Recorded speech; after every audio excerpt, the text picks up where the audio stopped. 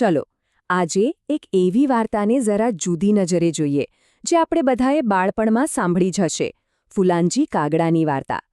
પણ આ માત્ર એક વાર્તા નથી હો, આ તો સમજાવટની કળા અને અભિમાનના કેવા જોખમો હોય છે એના પર એક માસ્ટર ક્લાસ છે. અને આ આખી વાતની પ્રેરણા ક્યાંથી મળી ખબર છે? એક સાવ સામાન્ય ગુજરાતી પાઠ્યપુસ્તકના પાના પરથી. આ જ તો મજા છે કે જીવનના સૌથી મોટા અને ઊંડા પાઠ ક્યારેક સાવ આવી સાદી જગ્યાએથી જ મળી જતા હોય છે. તો વાર્તાની શરૂઆત કેવી રીતે થાય છે? એકદમ સિમ્પલ.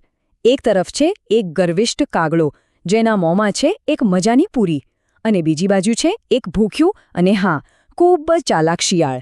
અને શિયાળની નજર ક્યાં હોય? બરાબર પેલી પૂરી પર. બસ અહીંથી જ આખી ગેમ શરૂ થાય છે. તો ચાલો હવે જોઈએ કે શિયાળ શું કરે છે, એની ચાલાક યોજના શું છે. અને એ વાત ખાસ સમજવા જેવી છે કે શિયાળ અહીં કોઈ તાકાતનો ઉપયોગ નથી કરતું.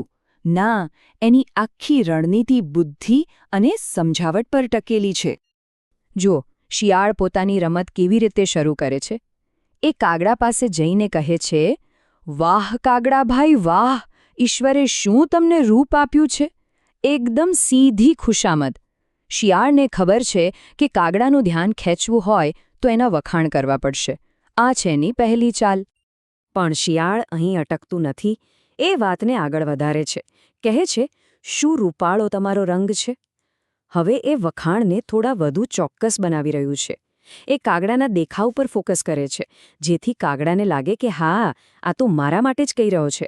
અને બસ કાગડો ધીમે ધીમે જાળમાં ફસાતો જાય છે.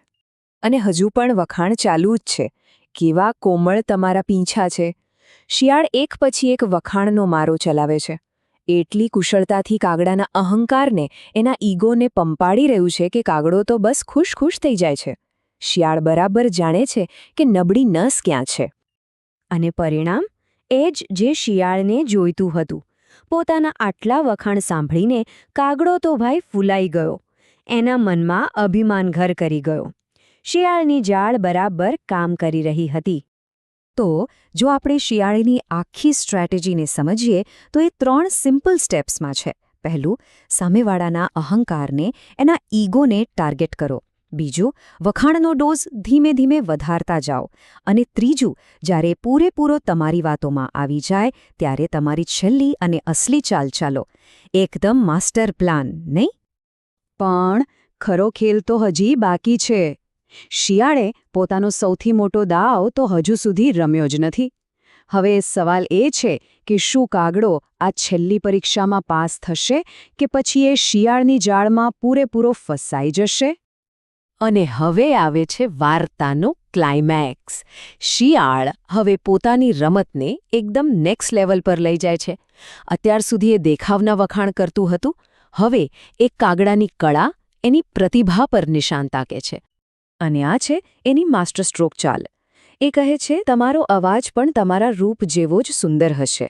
બૂમ! સીધો કાગડાના સૌથી મોટા અભિમાન પર વાર. શિયાળને ખબર હતી કે કાગડાને પોતાના અવાજ પર બહુ ગર્વ છે, ભલે કર્કશ હોય. એટલે એને ગાવા માટે ઉશ્કેર્યો. અને કાગડો? એ તો બસ શિયાળને સાચો સાબિત કરવા માટે તલપાપડ થઈ ગયો. એના મનમાં બસ એક જ વાત હતી કે હું ગાઈને બતાવી દઉં કે મારો અવાજ કેટલો સુંદર છે. અને બસ આ જ ઉત્સાહમાં, પોતાના વખાણ સાંભળવાની લાલચમાં એણે ગાવા માટે જેવી ચાંચ ખોલી કે તરત જ મોંમાં રહેલી પૂરી નીચે પડી ગઈ. અને નીચે કોણ રાહ જોઈ રહ્યું હતું? આપણું ચતુર શિયાળ. શિયાળ પૂરી લઈને ચાલતું થયું. અને કાગડો જોતો જ રહી ગયો. અહીં શિયાળની ચતુરાઈ જીતી ગઈ અને કાગડાએ પોતાના અભિમાનની બહુ મોટી કિંમત ચૂકવી. તો વાર્તા તો પૂરી થઈ ગઈ.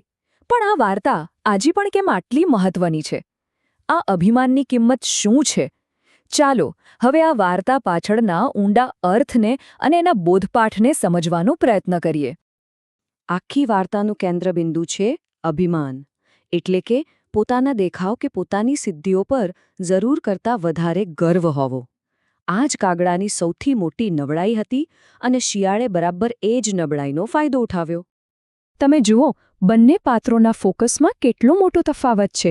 કાગડાનું પૂરું ધ્યાન પોતાના વખાણ અને પોતાના અભિમાન પર હતું, જ્યારે શિયાળનું ધ્યાન શરૂઆતથી અંત સુધી માત્ર એક જ વસ્તુ પર હતું, પેલી પૂરી પર. કાગડો પોતાના વખાણમાં એટલો અંધ થઈ ગયો કે એને પોતાનું અસલી ઇનામ એટલે કે પૂરી સાચવવાનો ખ્યાલ જ ન રહ્યો. તો આ આખી વાતમાંથી આપણે શું શીખવાનું છે? પહેલી વાત, ખુશામદ એ ચાલાકીનું એક બહુ મોટું હથિયાર હોઈ શકે છે. બીજું, જ્યારે પણ આપણામાં અભિમાન આવે છે ત્યારે આપણી છેતરાવાની શક્યતા વધી જાય છે.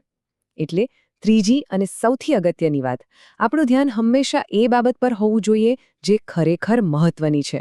કોઈના વખાણ કે પ્રશંસાને આપણા નિર્ણયો પર ક્યારેય હાવી ન થવા દેવા જોઈએ. અને ભલે આ વાર્તા સદીઓ જૂની હોય, એનો બોધપાઠ આજે પણ એટલો જ સાચો છે. જરા વિચારો, આપણી આસપાસ આપણી આધુનિક દુનિયામાં આવા શિયાળ જેવી ખુશામત ક્યાં ક્યાં જોવા મળે છે?